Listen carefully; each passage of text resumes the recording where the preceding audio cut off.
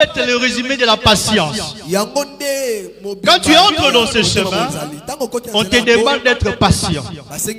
Le chemin de la promesse demande la patience. Maintenant, à cette patience, on a ajouté l'action. Il faut agir. Gloire au Seigneur. Parce qu'on ne peut pas aller obtenir si nous ne décidons pas d'agir. On avait donné quelques exemples la semaine pour que vous compreniez. Nous répétons ces choses pour que, bien aimé, tu saches et tu comprennes tout ce que nous disons. Parce que la foi, nous l'avions dit, c'est pour les personnes responsables matures. Voilà. Celui qui est mature, c'est celui qui manifeste la foi. Alors nous nécessitons de répéter ces éléments pour que tu saches comment marcher. Donc tu dois savoir faire l'action. C'est que si tu as une prophétie, si Dieu t'a promis, tu as dit que tu seras ouvert financièrement, il faut, quand tu as l'opportunité de faire un projet, fais ces projets-là, ne croise pas les bras.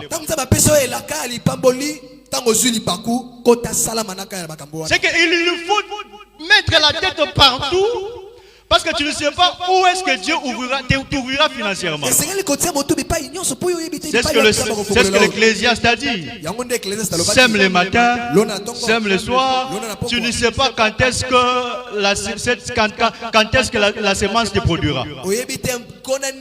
C'est qu'il faut travailler. Donc il faut entrer en action. Que Dieu le bénisse.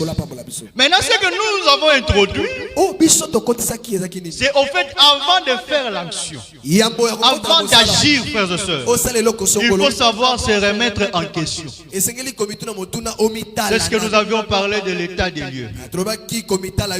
Observer les éléments de ta vie, observer ce qui ne marche pas dans ta vie, et savoir prendre une décision par rapport à une action. La décision que tu prendras va déterminer, donc va succéder l'état de lieu que tu as fait sur ta vie. Parce que tu ne peux pas agir si tu n'as pas remarqué qu'il y a quelque chose qui ne va pas. Que Dieu le bénisse. Que Dieu le bénisse. Nous avions illustré que celui qui est malade prend la décision de partir à l'hôpital parce qu'il a constaté qu'il est malade. Gloire au Seigneur. Donc quand on a constaté que nous sommes malades, c'est alors que nous allons à l'hôpital. Car nous croyons qu'à l'hôpital on me donnera les soins pour que je guérisse. En fait, aller à l'hôpital, c'est l'action que tu as faite. Mais avant ça, tu as fait l'état de lieu, l'état santé. Que Dieu nous bénisse. C'est que dans sa vie, il faut savoir se remettre en question. Quand un enfant de Dieu ne sait pas se remettre en question, l'enfant de Dieu va faire les mêmes erreurs, va tomber dans les mêmes bêtises, et l'enfant de Dieu va tourner en rond. Que Dieu le bénisse. Vous allez remarquer ceci. Les enfants d'Israël sortirent de l'Égypte. Ils ont traversé le désert. Ils sont entrés au pays de Canaan. Maintenant, quand ils ont commencé à continuer à vivre avec le Seigneur, ils ont commencé à répéter les mêmes bêtises et les mêmes erreurs que leur père dans le désert avait fait. Et les mêmes erreurs ont produit les mêmes conséquences. Et les nations alentours, leurs voisins venaient toujours les dominer. Pourquoi? Parce qu'ils n'ont pas regardé la manière dont ils ont marché. Comment est-ce qu'ils ont transgressé, été rebelles à l'Éternel? Et ils n'ont pas regardé toutes ces choses-là pour changer maintenant leur façon de marcher avec Dieu. Ce qui leur a manqué, c'est de faire l'état des lieux de leur vie. Mais pour nous, frères et sœurs, l'apôtre Paul dit ceci dans 1 Corinthiens 10. Ces choses leur sont arrivées pour nous servir d'exemple, afin que nous ne tombions pas dans les mêmes péchés que eux. Donc cela veut dire que ta vie à toi, avant d'agir, il faut d'abord te remettre en question. Parce que tous tels que nous sommes là, on est appelés et censés. Donc, on a besoin de vivre mieux dans la vie. On a besoin de commencer une chose et aller jusqu'au bout. C'est-à-dire, on a besoin de réussir dans ce que nous faisons. C'est que celui qui a besoin de réussir dans ce qu'il fait doit savoir se remettre en question. En fait, c'est ce que nous sommes en train d'introduire dans ce terme, car rien n'est impossible à Dieu. Parce que la foi doit te pousser à agir. Mais avant d'agir, il faut savoir que quand j'ai agi ici, il y a quelqu'un qui me soutient. Et j'irai avec jusqu'au bout. Que Dieu le bénisse. Marie a entendu l'Éternel. Il a entendu l'Éternel par la voix de l'homme Gabriel. Marie a écouté et Marie a cru. Quand elle a posé la question, comment cela se fera-t-il? L'ange lui a parlé. Et ensuite Marie a dit qu'il me soit fait selon la parole de l'Éternel. Et Marie a cru. Mais ici, quand Marie a cru, directement une parole me vient à l'esprit. Parce que le problème ici, c'est quoi? Quand tu crois, Dieu vient agir. Parce que moi, je crois aussi que les œuvres de la création au commencement avaient une oreille pour écouter la voix de l'Éternel. Parce qu'ils ne peuvent pas sortir de l'invisible s'ils n'avaient pas une oreille pour écouter la voix de l'Éternel. Car quand l'Éternel a dit que la terre, que les secs paraissent, les secs apparus. Ok.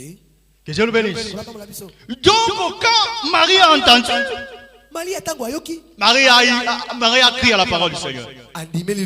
Voilà pourquoi une parole me vient à l'esprit. Que la voix de l'Éternel fait enfanter des biches. Une voix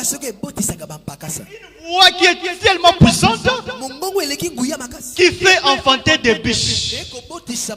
Nous avions expliqué ici que Dieu, quand il a parlé des biches, il n'avait pas les soucis des animaux. En fait, il avait l'intention, sa pensée c'était de parler des hommes. Parce que si nous lisons dans Psaume 42, le verset 2, là, l'Écriture est en train de dire ceci. Comme une biche après d'un courant d'eau, ainsi mon âme a soif de toi, ô Éternel. C'est que l'Écriture explique ici qu'une biche parle aussi de l'homme. Que Dieu le bénisse. C'est qu'une biche parle de toi et moi. C'est que le Seigneur est en train de comparer comment est-ce que l'homme a soif de l'Éternel à la manière dont une biche a soif de l'eau. C'est que quand nous disons que la voix de l'Éternel fait enfanter des biches, cette voix en réalité fait enfanter les hommes. C'est que cette voix est capable de t'aider à produire tout ce que tu veux dans ta vie. Quand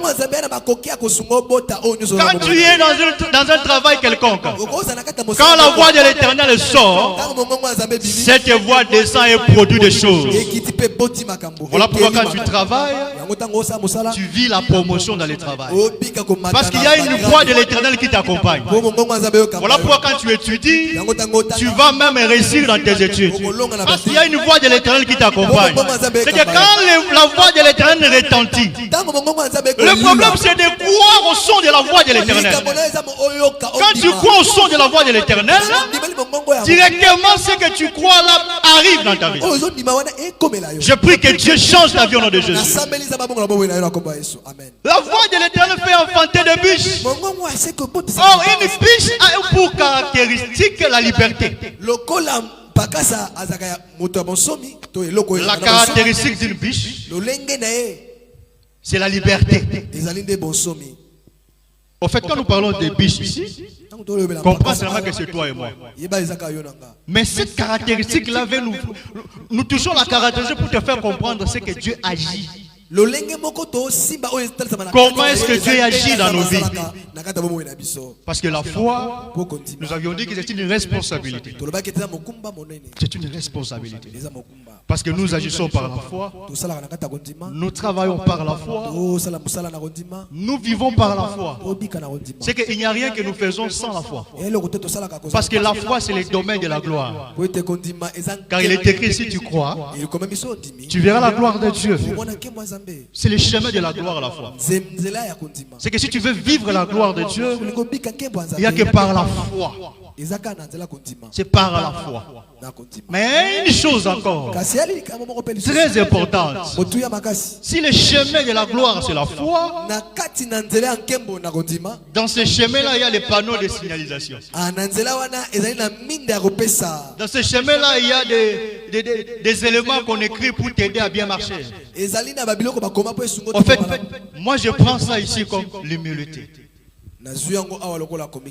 Parce que c'est l'humilité qui va te permettre de t'attacher à Dieu devant les propositions des méchants. Quand on te propose la corruption, l'humilité à la parole de Dieu va te pousser à rejeter cette proposition, à te garder sur la voie de la foi. Car toi tu ne crois pas que tu réussiras par la corruption, mais tu crois que tu réussiras parce que Dieu a parlé, a dit que tu réussiras. Donc le chemin de la foi nous amène à la gloire. Mais dans ce chemin, il y a l'humilité qu'on doit porter. Soyez humbles au nom de Jésus. Car l'Écriture dit l'humilité précède la gloire. C'est qu'à chaque marche dans la foi, il y a la notion de l'humilité qu'il faut s'approprier aussi. Parce que celui qui est humble dans le chemin de Dieu, je vous assure que Dieu lui donnera la gloire. Dieu lui fera vivre sa gloire. Il lui ouvrira les portes sans problème. Être humble, c'est un fardeau. Hein? C'est un fardeau. Regarde seulement que le diable est venu comme un orgueilleux sur la terre. Maintenant, c'est lui qui domine maintenant la chair. Et Ézéchiel le présente comme un homme. Il dit que toi, tu es homme, mais tu te prends pour un Dieu.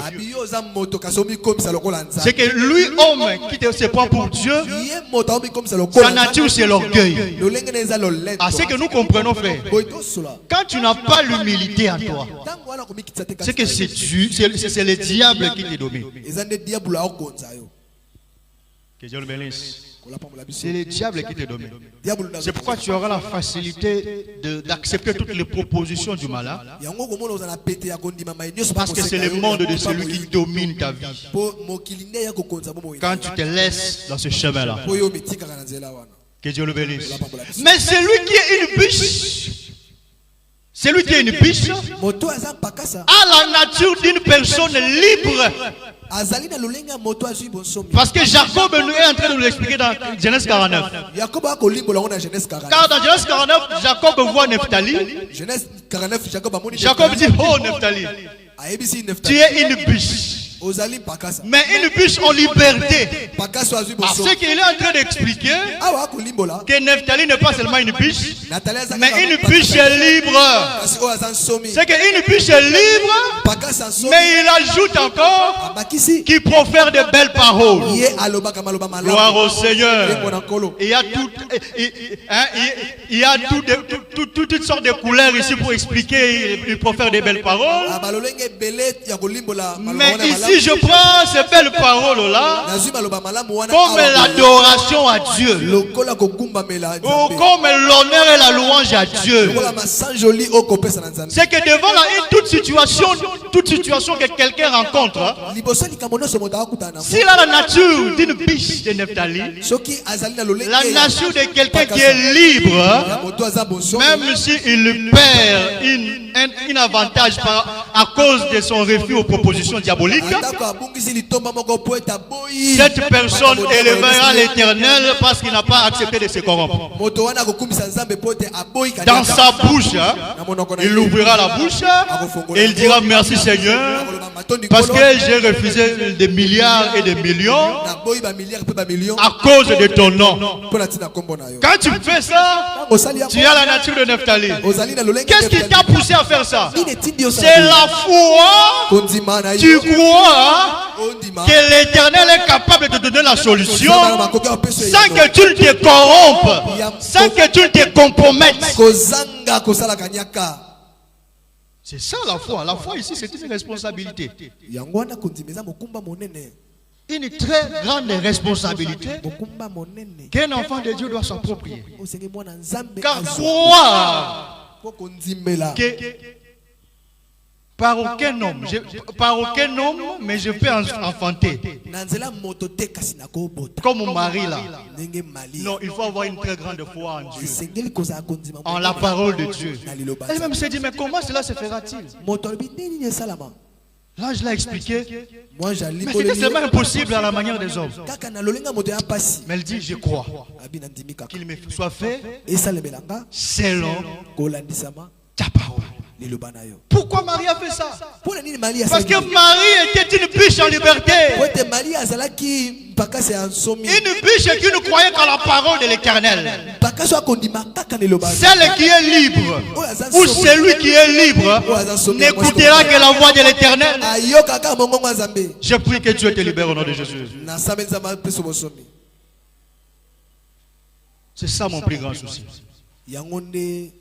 Pourquoi nous allons des fois de gauche et à droite quand nous marchons? C'est la crise de la liberté. Ok. C'est la crise de la liberté. Quand tu es en crise de liberté, tu vas donner ta tête partout. Des fois tu dis, oh Seigneur, ta parole, elle est en train de traîner. Ce que tu as dit, je ne vois pas jusque-là. Bon, Seigneur, je vais un peu faire ça. Mais Dieu ne t'a pas dit ça. Mais tu le fais. Parce qu'il y a une crise de liberté en toi. Que Dieu te libère au nom de Jésus. Te donne la liberté au nom de Jésus. Car Dieu ne fait enfanter que des biches. C'est-à-dire, Dieu ne fait enfanter que des personnes libres. Regardez. Libre de quoi? Libre de paroles contraires aux paroles de l'Éternel. Regardez ce que Néhémie est en train de faire. Néhémie a regardé combien Jérusalem était dans la ruine. Néhémie a constaté les dégâts dans la ville de Jérusalem. Il était bien dans le palais royal. Il était celui qui servait une chanson, celui qui servait le vin au roi. Au roi Artaxerxès, le roi de l'Empire perse à cette époque. Mais il a entendu il a eu la nouvelle de la ruine de Jérusalem. Néhémie s'est rendu triste. Je dis bien, Néhémie s'est rendu triste. Et le roi a constaté. Et il lui expliqua pourquoi il était triste. Et le roi lui dit, que veux-tu que je fasse? Maintenant, Émile donne son état de besoin. Il dit que je vais aller dans ma ville pour rebâtir et construire les ruines. Le roi lui dit, ça va faire combien de temps et qu'est-ce que tu as besoin? Et Néhémie lui donna l'état de besoin. Et la bonne main de l'Éternel était avec Néhémie. Et le Néhémie descendu à Judée, à Jérusalem. Que Dieu le bénisse.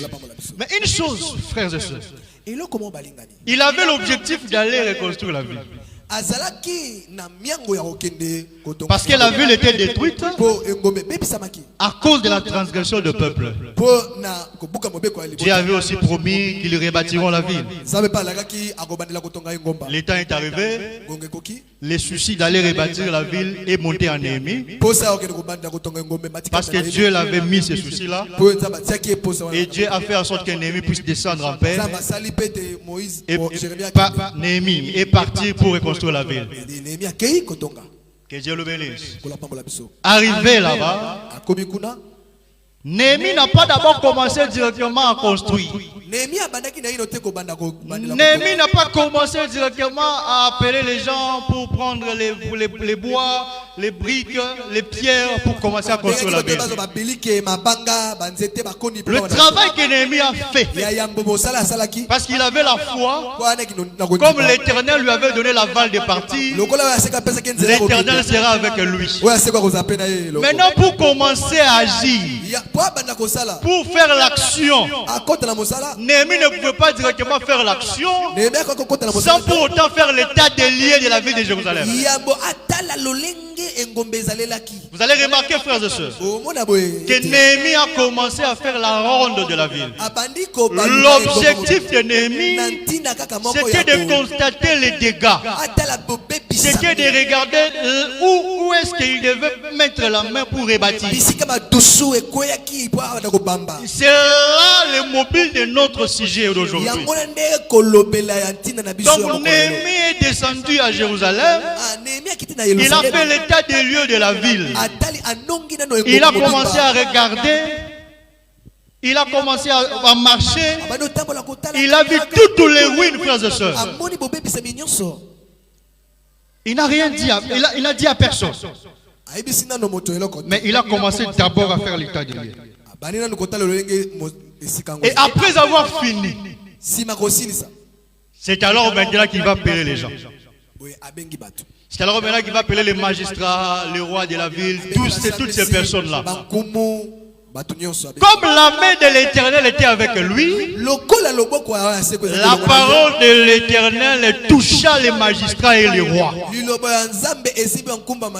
ils se dirent, lèvons-nous et bâtissons la ville. Que Dieu le bénisse. Donc, ayant eu confiance aux paroles de Néhémie, ils se levèrent tous et dirent, bâtissons la ville. Je vous dis, tous les obstacles qui sont venus par la suite pour les empêcher de construire, cela n'avait plus raison d'eux. Parce qu'ils avaient confiance en Néhémie. Parce qu'ils avaient bien fait l'état des lieux et ils ont commencé à travailler. Bien, mais ta vie aussi doit être remise en question. Ta vie aussi doit être remise en question pour enfin agir dans la voie de Dieu.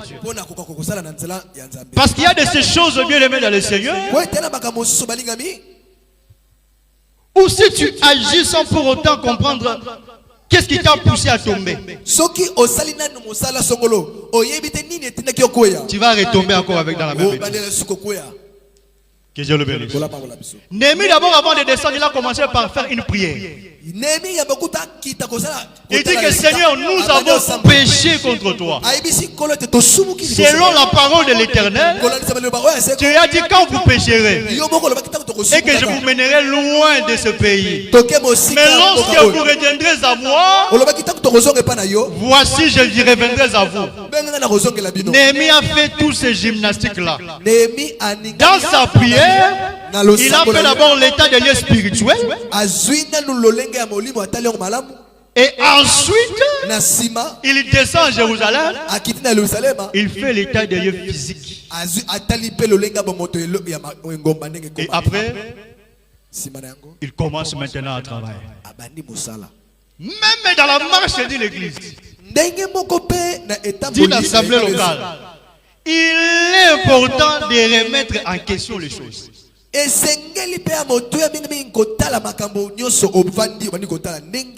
Parce que la parole de l'Éternel doit faire enfanter les biches.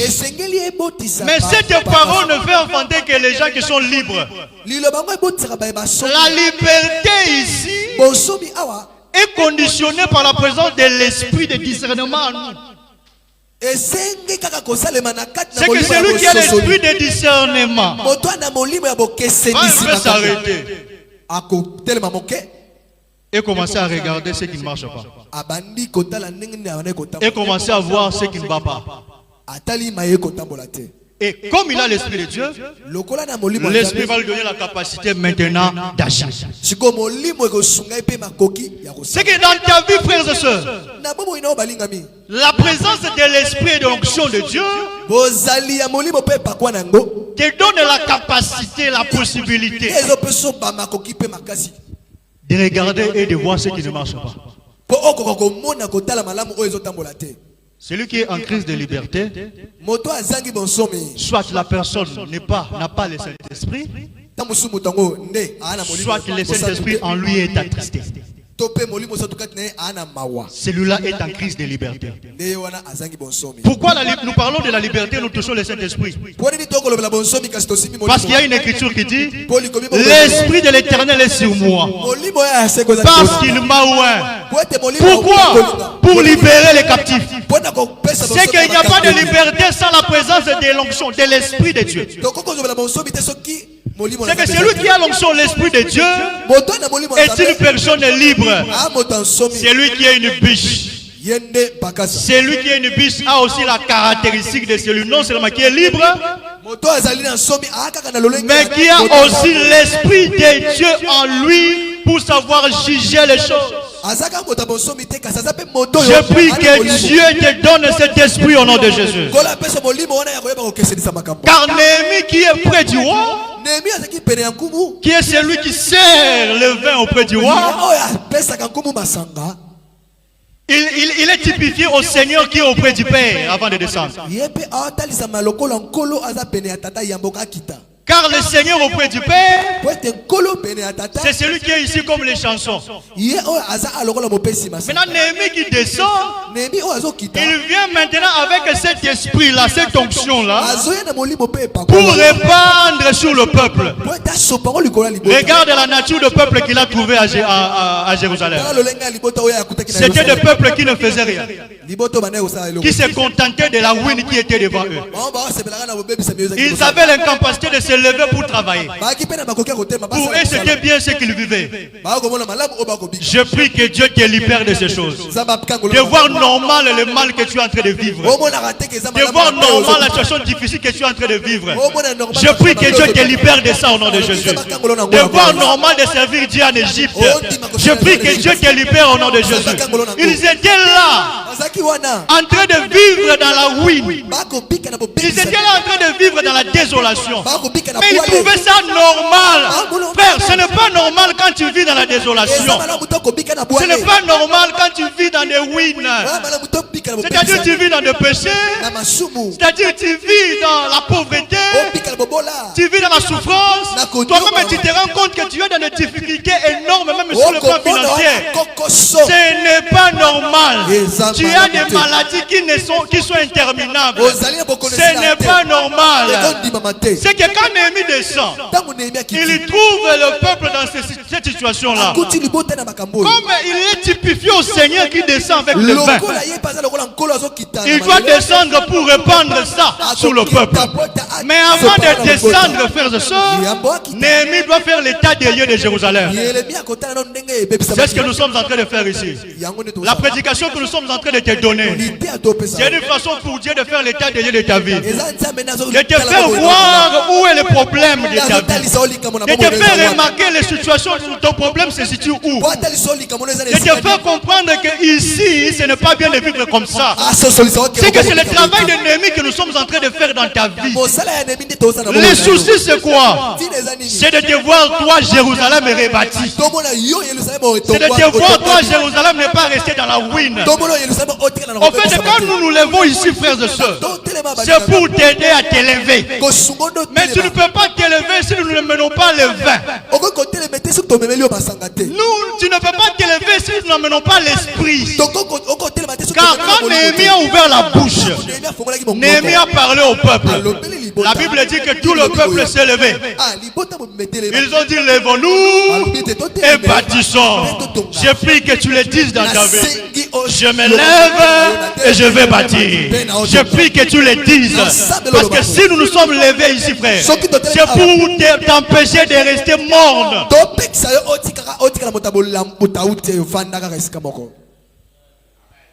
Tu ne peux pas demeurer une personne morne. Non. Tu es là toujours à donner la faute aux autres.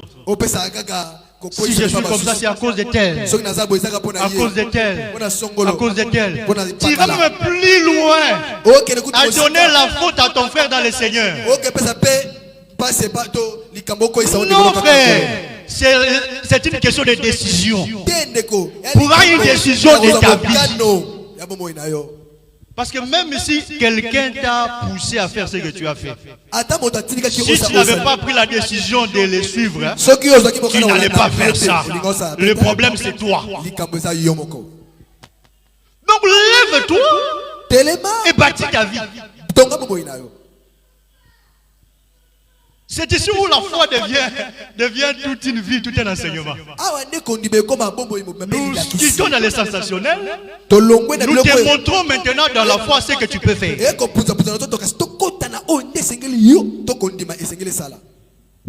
La foi, c'est toute une vie. Regarde comment l'apôtre Pierre présente la foi. Je crois dans 2 Pierre chapitre 1. 2 Pierre 1. Il dit, faites partout vos efforts. Les efforts, c'est quoi? C'est la capacité d'agir. Vous voyez? La capacité d'agir. Donc faites partout vos efforts pour joindre à la foi. La foi est là. Tu dis que tu as la foi. Maintenant, faites par tous tes efforts pour joindre à la foi la vertu, la science, la patience, la tempérance, la piété, l'amour fraternel, la charité. Mais je ne suis pas là. Mon problème c'est la phrase joindre à la foi. C'est que je te demande de joindre à la foi ici. C'est la capacité de décider d'agir dans ta vie. Tu gardes la foi que Dieu est vrai. Tu gardes la foi que Dieu est vrai. Que ce que Dieu a dit est vrai. Cela m'arrivera tel que Dieu l'a dit. Tu gardes cette foi. Maintenant tu joins à cette foi la capacité de bâtir ta propre vie à la lumière de la parole que tu as entendue. C'est-à-dire tu gardes la foi en Dieu. Tu gardes cette foi en Dieu. Nous avions dit ici que la foi marche avec l'amour aussi. Car Jacques dit, tu ne peux pas dire que tu as la foi,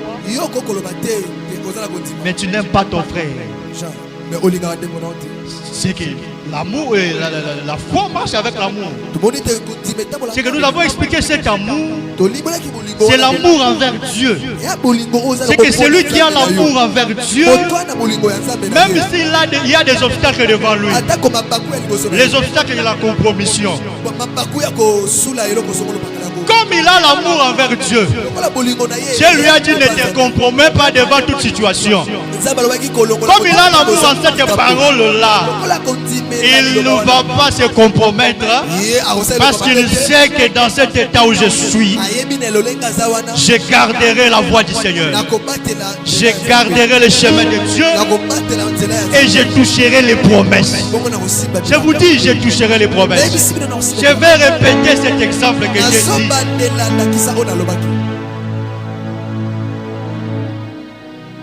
Je vais répéter cet exemple. L'homme Gabriel, quand il est venu devant Marie, qu'est-ce qu'il a dit? Marie, tu seras enceinte. Comment cela se fera-t-il? Il lui a expliqué. Maintenant, pour augmenter la foi de Marie, l'homme Gabriel a pris l'exemple de sa parente, Élisabeth. Non pas seulement sa parente, mais une fille d'Israël. L'homme Gabriel n'a pas pris l'exemple d'un païen. L'homme Gabriel a pris l'exemple d'une sainte. C'est que tu ne peux pas prendre l'exemple chez le païen pour augmenter ta foi. Non, tu vois les autres avancer. Comme toi par rapport à eux, tu vois que tu es là, tu ne penses pas. Tu commences à regarder la manière qu'ils sont en train de vivre. Frère, tu vas te dérouter du chemin de Dieu. Dans le chemin de Dieu, il y a aussi des gens qui sont passés par ta situation. Mais Dieu les a donné la capacité de vaincre ça. Prends l'exemple chez eux. Je vous dis, prends l'exemple chez eux et tu verras que tu garderas la voie de Dieu. Notre souci, frères et sœurs, que tu gardes la voie de Dieu. La foi donne à quelqu'un la capacité de garder la voie de Dieu. Cette voie-là, frères et sœurs, c'est la voie de la route royale. C'est la voie de la bénédiction. C'est la voie où le Seigneur ouvre le port. C'est la voie où le Seigneur bénit de toutes les sortes de bénédictions. Cette voie, bien aimée dans le Seigneur, il n'y a pas de confusion. Oh, je prends un exemple. Il dit dans cette voie, même les insensés marcheront dans la voie. Parce que même celui qui n'est pas intelligent, quand il entre dans cette voie-là, il devient intelligent. Parce que c'est une voie royale. C'est une voie qui sanctifie. C'est une voie qui ramène quelqu'un dans la nature divine. C'est que la voie de la foi doit ramener quelqu'un dans la nature de la vie, de la nature divine. C'est la foi que nous vous prêchons. Ce n'est pas la foi des sensationnels. Non, ce n'est pas la foi des sensationnels. La foi des sensationnels, tu peux avoir la foi comme ça. Tu rentres dehors, tu continues à pécher. Mais la foi que nous vous prêchons, c'est la foi qui va te donner les bénédictions. C'est la foi qui va t'empêcher de te dérouter. C'est la foi qui va te donner la force d'arriver jusqu'au bout. Car le Seigneur dit, je suis avec vous jusqu'à la fin. Est-ce que tu peux lever ta voix? Dis seulement à Dieu une chose. Garde-moi dans les chemins de la foi. Dis ça à Dieu. Est-ce que tu peux seulement le dire? Tu peux seulement le dire. Car Dieu est capable de ça. Aujourd'hui, il te dit bâtis ta ville. Aujourd'hui, il te dit bâtis ta ville. Mais la première des choses, qui prie qu'il te garde dans les chemins de la foi. Oh mon Dieu, mon Dieu, mon Dieu. C'est la foi que nous professons, Seigneur. C'est la foi que nous professons, Seigneur. Nous professons une foi qui ne nous permet pas d'être déroutés. Nous professons une foi, ô précieux roi Seigneur, qui ne nous permet pas, ô précieux roi Seigneur, ô Dieu, d'être déroutés. Oh Dieu des grâces, nous demandons au Père ta grâce. Nous demandons, oh Dieu des grâces, Seigneur, ta puissance. Nous demandons ton onction, cette capacité de nous garder dans le chemin. Cette capacité de nous garder dans le chemin.